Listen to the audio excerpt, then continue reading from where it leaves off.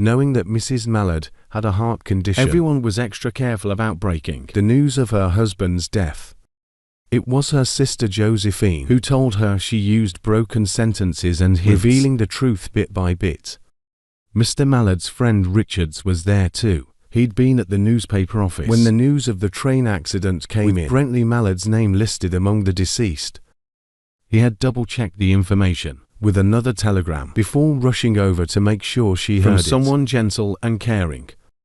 Mrs. Mallard didn't react like most women might. She didn't freeze or deny it. Instead, she cried wildly in her sister's arms. Once her initial storm of grief had passed, she went to her room alone. She didn't want anyone following her. She sat down in a comfortable chair by the open window, feeling utterly exhausted. She looked out at the trees, vibrant with new spring life. The air smelled like rain. She could hear a peddler shouting his wares on the street below, a distant song and the chirping of sparrows. Patches of blue sky peeked through the clouds. She sat there motionless, except for the occasional sob that shook her body, like a child crying in its sleep. Mrs. Mallard was young with a calm, fair face that hinted at a life of restraint and strength. But now her eyes were empty, staring into the distance. She wasn't thinking, she was waiting for something unnamed and elusive. Her chest rose and fell rapidly. She started to recognize the feeling that was creeping over her. It was fearsome, but she couldn't push it away.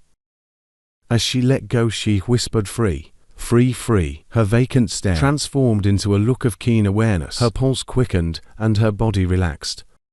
She didn't question if this new feeling was monstrous. She had a clear, exalted understanding that made such thoughts trivial. She knew she'd cry again when she saw her husband's kind, loving face lifeless and grey. But beyond that moment, she saw a long, unbroken stretch of years that belonged to her alone. She welcomed those years with open arms. There would be no one to live for but herself. No one's will would bend hers anymore.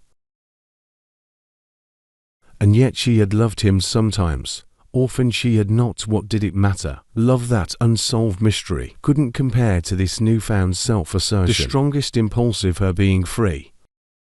Body and soul free, she kept whispering.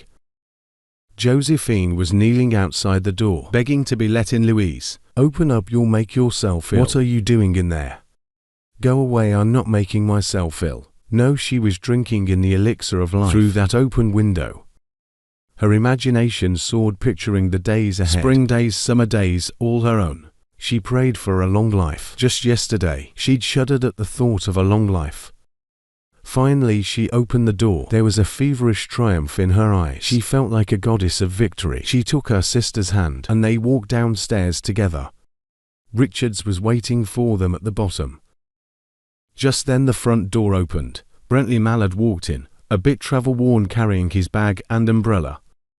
He had been far from the accident scene, and didn't even know there had been one. He stood there confused as Josephine screamed, and Richards tried to block him from his wife's view. When the doctors arrived, they said she had died of heart disease, of the joy that kills.